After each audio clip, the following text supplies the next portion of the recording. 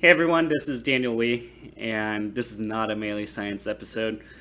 This is just going to be some of my rambles and just a free flow conversation of Yahoo eSports, my journey with them, and Melee Science, and what's going to happen in the future.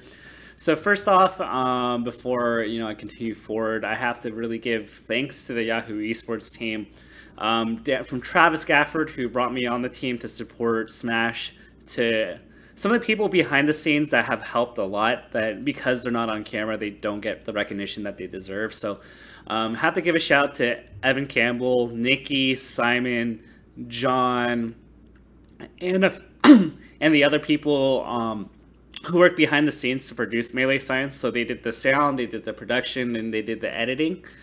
And Rachel, who did the social media for it.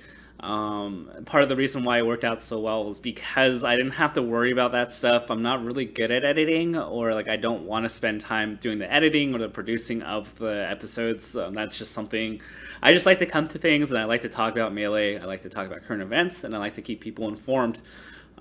So I don't really care for production. It's not that I can't learn it. It's just I don't have much time, and Yahoo eSports filled that need for me, and there's a just perfect harmony between us where they can do all the production stuff and I can think of what topics to talk about, and I can just go and talk.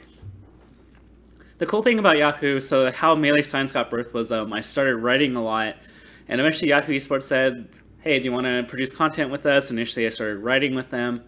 And from there, let's see, I pitched a show to them. They showed off their production. They showed off their camera system and what I could do. And then I made a pitch and said, hey, I really like what Monte Cristo did with League of Legends when he did the countdown of Monte Cristo, where he talked about 5 games throughout the week that he liked and some of the highlights within it. And that's how I got into the video production side of things and creating content in that avenue. Eventually, we did some videos. I thought, hey, why don't I talk about some things that are similar to Tafo Talks with better production, and we can go from there. I experimented with doing some match analysis. I did a doubles piece with Mafia and Leffen versus PewFat. I also did some other things. I did some narratives, and it caught on pretty well, and we grew from there. And of course, I noticed from the get-go that I get thrown into things. I just started, I think there's a little bit more grace for me to do these vlogs at home because it's not expected to be a high production value kind of thing. I'm not supposed to look like a professional host. So going to Yahoo eSports, of course, it's a lot more professional. The perception changes as opposed to me just doing Tafo Talks, and a lot of people were like, oh, this is so cringe. Why is Tafo so awkward? And I took it to heart, in some aspects, hey, I didn't have any media training whatsoever, so I worked on getting better every episode. So I always made a point to say, what, after watching the episodes, watching the cuts, what could I do better? I was improving, slowly and surely, but I felt like I could get some better training if I paid for classes. So I ended up going to camera hosting classes and also improv. So that's a lot of what you guys saw for the last 3 to 4 months was me going to classes, and I thought I improved a lot. From doing that. There are a lot of things I never considered about media training and how to handle the camera and doing interviews, which I learned a lot. And I kind of wish, with my instructor who did a lot, she was a former news anchor, she was an actor. I kind of wish that I could bring her on to talk to Melee commentators, and we could have a training session where she comes with us for a 2 to 4 hour intensive where we bring all the prominent Melee commentators and we all learn how to be better on camera, do better commentary. It was great, and hopefully you guys noticed that I improved a lot over time. And then through and through, Yahoo eSports continued to support Melee. Thanks to everybody at home that supported, retweeted, upvoted on Reddit. We were getting, it was surreal because the True Dat video ended up getting over 100,000 views. We did get paid advertisements, so it was kind of like a cheating steroid kind of thing for viewership. But Melee Science consistently hit 20 to 70,000 K, which is really good considering it beat out almost every other esport on Yahoo eSports, except for when League of Legends has Double Lift or a TSM or Cloud9 video.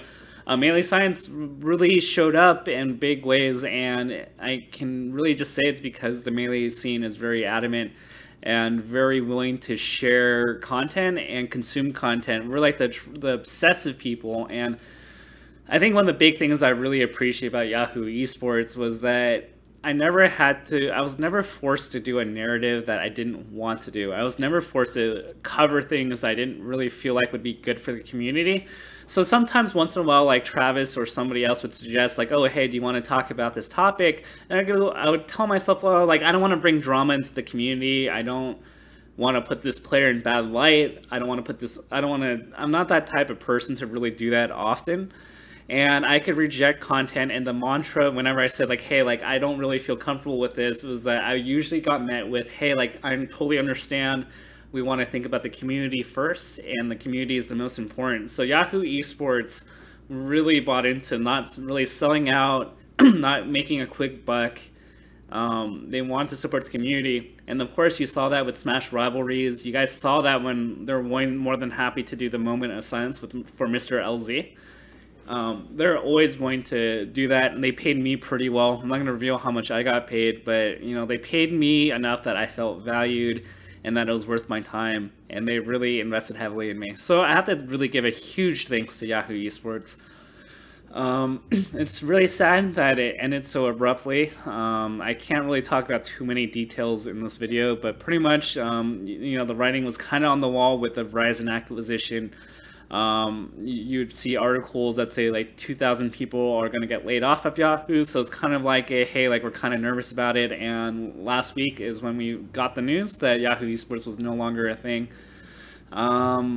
So initially I thought like, hey, like, this sucks, and it's really unfortunate because the people I worked with all across the board at Yahoo eSports, they hired like the people that were analysts. They weren't doing fluff pieces like the top 10 hottest people in League of Legends or whatever.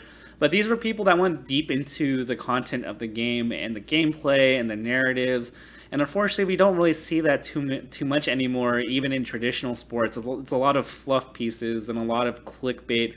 But I felt Yahoo eSports was one of the few avenues in sports and esports that really went beyond just like, let's see what the most clickbaity thing is and let's produce actual content. So I think all in all, like, I'm partially sad that I can't produce content for Yahoo eSports. It's sad to like not have that extra revenue stream, but more importantly, it's sad for me because it expresses kind of the state of journalistic media where, like, unfortunately, real in-depth content and having real honest things aren't profitable anymore.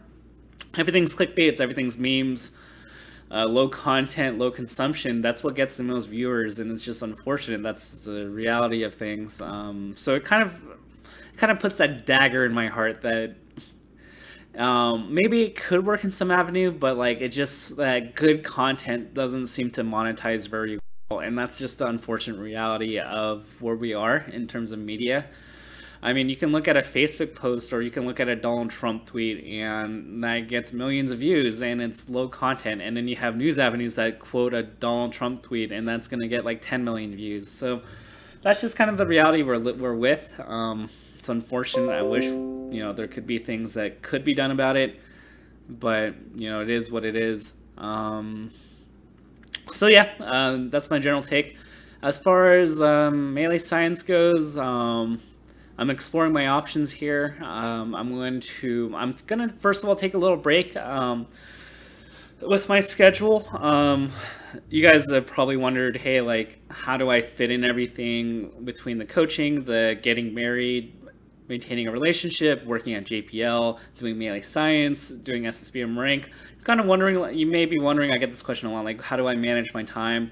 Frankly, like, what used to happen before doing Yahoo eSports content and melee science was I'd work a 980 schedule, which means that I work 9 hours a day at work, and then every other Friday I get off.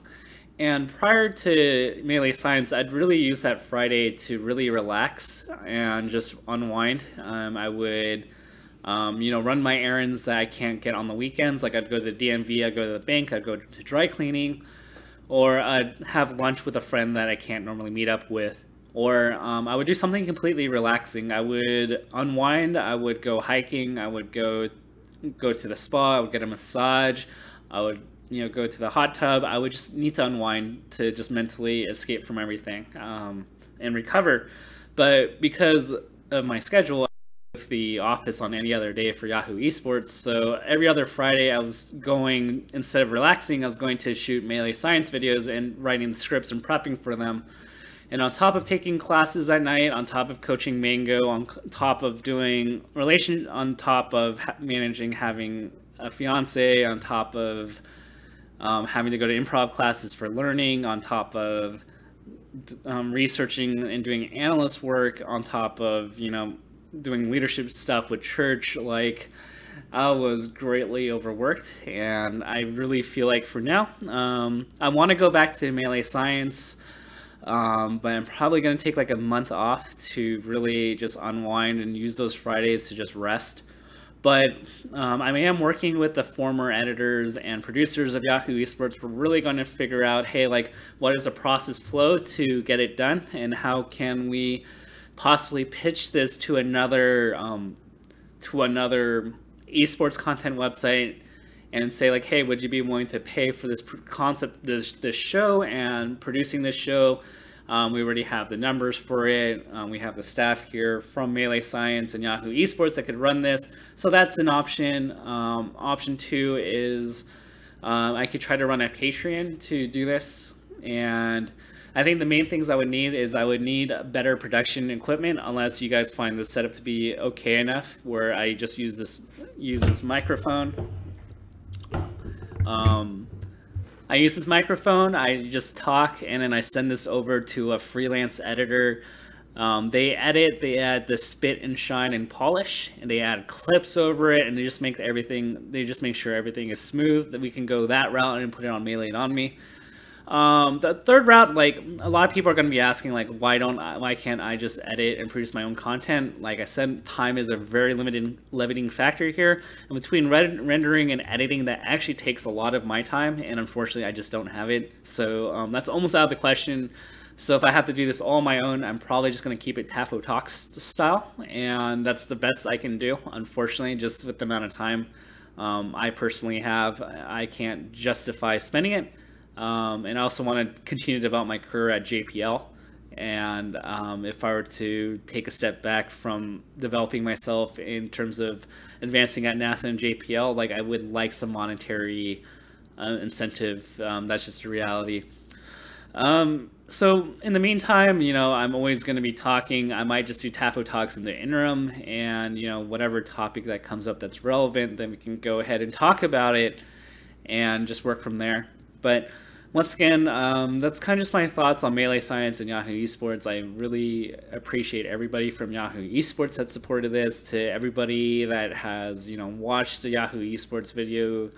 I was really surprised and humbled at how quickly it grew and how much support it got. I almost cried when I watched the Yahoo eSports farewell video, and a lot of the top comments were like we want Melee Science, we want it to keep going.